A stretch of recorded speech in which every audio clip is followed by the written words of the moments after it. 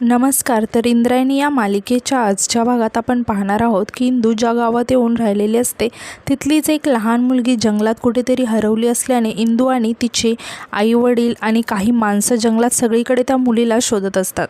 आता इंदूसुद्धा सगळीकडे शोधत असते आणि तिला आवाज देत असते. आता तितक्यात एका झाडाआडून एका मुलीचा म्हणजेच त्या गौरीचा रडण्याचा आवाज यायला लागतो. तेव्हा इंदू हळूहळू त्या आवाजाच्या दिशेने जायला लागते आणि त्या मुलीला विचारायला लागते. तेव्हा ती मुलगी तिथे रडत बसलेली तिला दिसते. आता त्या मुलीला बघताच इंदू पटकन तिच्याजवळ जाते आणि तिला विचारायला लागते की तू गौरी आहेस का? तेव्हा ती मुलगी हो म्हणून सांगते. तेव्हा इंदू आता सगळ्यांना आवाज देऊन बोलवायला लागते आणि म्हणते की मोठ्या बाई लवकर या, गौरी सापडली. तेव्हा आता मोठ्या बाई आणि बाकीचे सगळेसुद्धा धावतच तिथे येतात. आता इंदू त्या मुलीला विचारायला लागते की तुला कुठे लागलं तर नाही ना? तेव्हा ती मुलगी सांगते की नाही. तेव्हा हे ऐकून त्या मुलीचे आईबाबा आणि गौरीला असं समोर सुखरूप बघून ते खूपच खुश होतात. आता इंदू गौरीला म्हणते की आता घाबरायचं नाही या, आणि हे बघ तुझे आईबाबासुद्धा आलेत. आता त्या मुलीचे आईबाबा इंदूचे आभार मानायला लागतात आणि तिला म्हणतात की तुमच्यामुळे आमची मुलगी सापडली ताई. तेव्हा इंदू त्या मुलीला आता म्हणायला लागते की हे बघ गौरी, याच्यापुढे आईवडिलांना सोडून कुठेच नाही जायचं. बघितलं का कशी अवस्था झाली त्यांची? तेव्हा गौरी म्हणते की नाही, कधीच नाही जाणार. यानंतर गौरीचे आईबाबा पुन्हा इंदूचे आभार मानायला लागतात आणि म्हणतात की तुम्ही अनोळखी असताना आमची एवढी मदत केली. तेव्हा इंदू म्हणते की माणसाने माणसाची मदत केली पाहिजे, माझ्या गुरूंनीच शिकवले मला. तेव्हा गौरीचे आईवडील आता इंदूच्या पाया पडायला लागतात. तेव्हा इंदू त्यांना थांबवत म्हणते की अहो दादा, काय करताय? विठुरायाने तुमची मदत केली आहे, मी निमित्त मात्र आहे. तेव्हा गौरीची आई इंदूला म्हणते की ताई तुम्ही किती छान बोलता हो. यावर मोठ्या बाई गौरीच्या आईला म्हणतात की हो, उगाच नाही, व्यंकट महाराज दिग्रजकरांची शिष्य आहे ती. आता व्यंकू महाराजांचं नाव ऐकताच गौरीचे वडील इंदूला म्हणतात की व्यंकट महाराजांची शिक्षा म्हणजे कीर्तनकार इंद्रायणी का तुम्ही? तेव्हा इंदू म्हणते की हो. तेव्हा गौरीची आई लगेच म्हणते की अहो आम्हाला तुमचं कीर्तन ऐकण्याची खूप इच्छा आहे हो. तेव्हा मोठ्या बाई म्हणतात की हे पहा, आम्ही कीर्तन सेवेला कधीच नाही म्हणत नाही. तुमची इच्छा आहे ना, मग या इकडे, रात्री कीर्तन करेल ही. तेव्हा हे ऐकून आता सर्वजण खूपच खुश होतात आणि म्हणतात की भाग्यच आहे आमचं, आम्ही नक्कीच येऊ. तर आता यानंतर रात्री आपण पाहतो की इंदू ज्या गावात राहत असते त्या गावातील सगळे गावकरी इंदूचं कीर्तन ऐकण्यासाठी आता एकत्र जमलेले असतात. आता इंदू सर्वांना रामकृष्ण हरी म्हणते. तेव्हा मोठ्या बाई खूप कौतुकाने इंदूकडे बघायला लागतात आणि त्यांना लहानपणीची इंदू आठवते आणि त्या खूपच इमोशनल होतात. आता इंदू सर्वांना सांगते की माऊली, कीर्तन जेव्हा मंदिरात होतं, हरिनाम सप्ताहात होतं, तेव्हा आमच्या साथीला साथीदार असतात, वारकरी असतात, टाळकरी असतात, वाद्य असतं. पण आज इथे फक्त दोनच गोष्टी आहेत.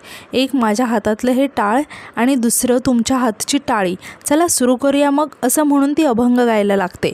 आता अभंग गाऊन झाल्यावर ती म्हणते की माऊली, तुम्हाला नवल वाटत असेल ना की आपण असं झोपडीबाहेर रानावनात कीर्तन करतोय, पण माऊली त्यात नवल वाटण्यासारखं काहीच नाही. तुम्हाला सांगते, लहानपणी माझा नित्य नियम होता, माझी सकाळ विठुरायाच्या दर्शनानेच होणार आणि रात्रसुद्धा त्याच्या चरणापाशीच झोपणार. पण एखाद्या दिवशी जर मला दर्शन नाही झालं ना विठुरायाचं, तर कासावीस व्हायचा माझा जीव. तेव्हा माझे गुरु म्हणजे व्यंकू महाराज मला म्हणायचे, अगं इंदू, तू मूर्तीतच का शोधते विठुराया? विठुराया चराचरात आहे. माऊली म्हणून तर आपण या ठिकाणीही कीर्तन करू शकतो. इतकंच नाही तर अनेक संतांनी वेगवेगळ्या ठिकाणी विठुरायाला कीर्तन सेवा दिली. म्हणून तर संत सावतामाळी म्हणतात की कांदा मुळा भाजी अवघी विटाई माझी. शेतातल्या पिकालाच देव मानलं त्यांनी आणि त्यांच्यासमोर कीर्तन सादर केलं. आता सर्वजण खूप कौतुकाने इंदूचं कीर्तन ऐकत असतात. आता यानंतर इंदू पुढे म्हणते की संत तुकाराम महाराज म्हणतात की वृक्षवल्ली आम्हा सोयरे वनचरी. सगळ्यांनी सर्वातला देव ओळखला आणि त्या देवापुढे भजन केलं आणि याच संतांच्या परंपरेची मी पाईक आहे. त्यांच्या विचारांची साधना करणारी तुमच्यासमोर कीर्तनासाठी उभी आहे. आता मोठ्याबाई इंदूकडे बघून खूपच इमोशनल झालेले असतात आणि त्यांच्या डोळ्यातून आनंद अश्रू येत असतात. आता इंदू पुढे सांगते की पंचमहाभूतांना माझ्या विठुरायाने भरून टाकले. बघा, तरीसुद्धा 10 फूट वरच दिसतोय असा माझा विठुराया. जळी स्थळी काष्टी पाशाणी असतो, माझ्यासोबत चालतो, माझ्या हाताला धरून चालवतो, माझ्या चुकांवर मला रागवतो. संत एकनाथ महाराज म्हणतात की बाप आणि आई माझी विठ्ठल रखुमाई. बाप, आई, भाऊ, मित्र सगळं काही विठ्ठल होऊन जातो बघा. आणि म्हणते माऊली, तुम्हाला सांगते, जगाच्या पाठीवर तुम्ही कुठेही गेलात आणि तुम्हाला जर एकटं वाटलं ना, तुमच्या मनाला समजवायचं तुम्ही एकटे नाही आहात, तर विठुराया तुमच्या पाठीशी आहे. सर्वजण इंदूचं कीर्तन खूप कौतुकाने ऐकत असतात. आता इंदू पुढे म्हणते की संत रखुबाईंसोबत दळण कांडण करणार करणारा विठुराया, संत जनाबाईंना आईच्या मायेने नाव घालणारी विठ्ठल माऊली, अहो तीच माऊली आज माझ्यासोबत चुलीवर स्वयंपाक करत होती. ती राहुटी मी काय एकटीने बांधली नाही, अहो माझा विठुराया होता माझ्यासोबत. तो कधी वारा म्हणून तर कधी पाणी बनून माझा बेस्ट फ्रेंड कायम माझ्यासोबत असतो. मग मला सांगा देव कुठे शोधायचा? संत म्हणतात जे जे भेटे भूतते ते ते मानिजे भगवंत. अहो हा विठ्ठल सगळीकडे या छोट्या आपल्या गौरीमध्ये सुद्धा विठ्ठल आहे. आणि म्हणते की माझ्या मोठ्या बाई, अहो सासू आहेत त्या माझ्या, सासू असून आई म्हणायला लावणाऱ्या मोठ्या बाई माझी आई. आता मोठ्या बाई खूप इमोशनल होतात आणि त्यांना आठवायला लागतं की लहानपणापासून त्यांनी कसा इंदूचा छळ केला आणि ते आठवून त्यांना खूपच वाईट वाटत असतं आणि त्या इंदूकडे बघत असतात. आता इंदू म्हणते की त्यांच्यामध्ये सुद्धा विठू माऊली आहे आणि म्हणते की जेव्हा कोणीच माझ्यावर विश्वास ठेवत नव्हतं ना, तेव्हाच विठ्ठल म्हणून माझ्या पाठीशी उभ्या राहिल्या. मोठ्या बाईंना मात्र खूप वाईट वाटत असतं आणि त्यांना लहानपणीच्या सगळ्या आठवणी आठवत असतात आणि त्यांना खूप वाईट वाटत असतं आणि आठवतं की जेव्हा अंताजींनी त्यांना घराबाहेर काढलं होतं तेव्हा इंदूनेच त्यांना अडवलं होतं आणि अंताजींना सांगितलं होतं की मी या जमिनीची मालक आहे आणि त्याच आधारावर मी सांगते की मोठ्या बाई कुठेही जाणार नाहीत. ते सगळं आठवून मोठ्या बाईंना खूप वाईट वाटत असतं आणि त्या भरल्या डोळ्याने इंदूकडे बघत असतात. आता इंदूसुद्धा इकडे खूप इमोशनल झालेली असते आणि ती सर्वांना म्हणते की माऊली तुम्हाला सांगते आपण जगाच्या पाठीवर कुठे पण कुठलं पण कर्ज फेडू शकतो, पण या माऊलीच्या वात्सल्याचं ऋण कसं फेडावं असं म्हणून इंदू मोठ्या बाईंसमोर हात जोडून त्यांना म्हणते की तुमचं ऋण मी कधीच फेडू शकत नाही. तर मोठ्या बाईंना मात्र सगळ्या आठवणी आठवत असतात आणि त्यांना खूपच वाईट वाटत असतं. आता इंदू म्हणते की हाच उपदेश संत तुकाराम महाराज सांगतात की प्रत्येक मनुष्यात प्रत्येक प्राण्यात भगवंत आहे, तो जर बघता आला तर देव कायम आपले सोबत करतो.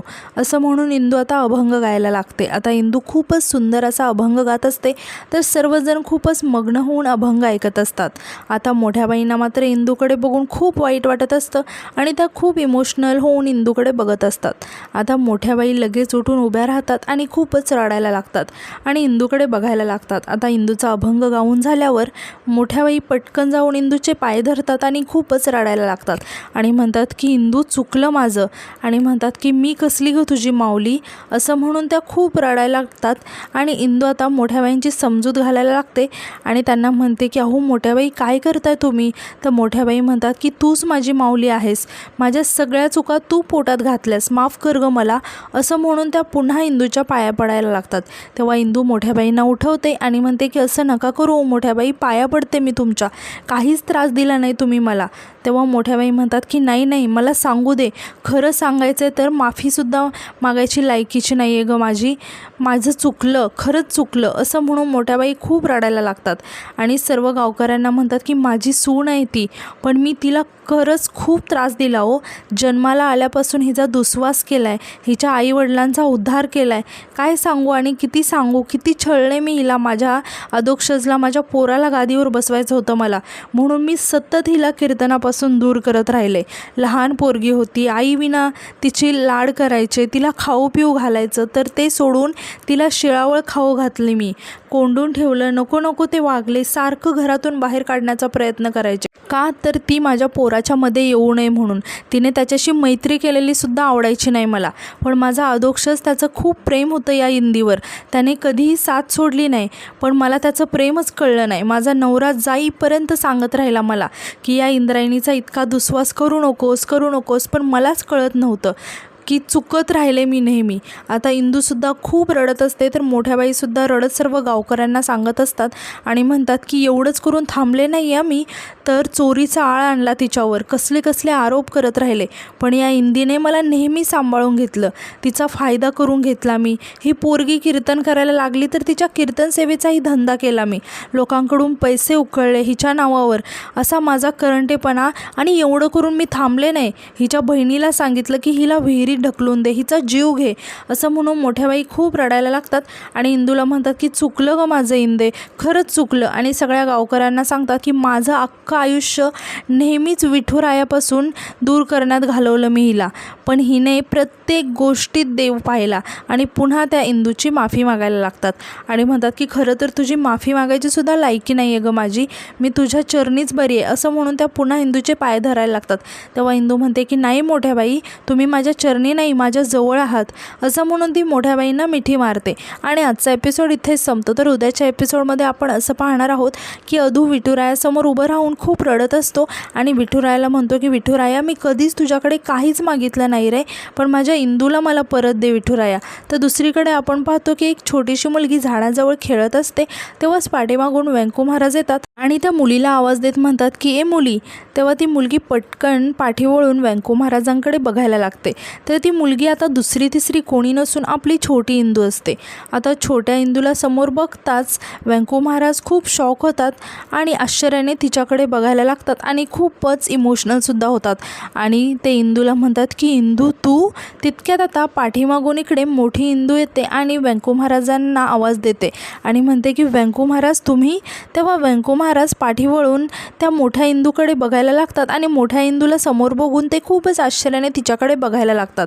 आणि आजचा एपिसोड इथेच संपतो. तर आजचा एपिसोड तुम्हाला कसा वाटला हे कमेंटमध्ये नक्की सांगा आणि उद्याच्या नवीन एपिसोडसाठी आपल्या चॅनलला सबस्क्राईब करायला विसरू नका. धन्यवाद.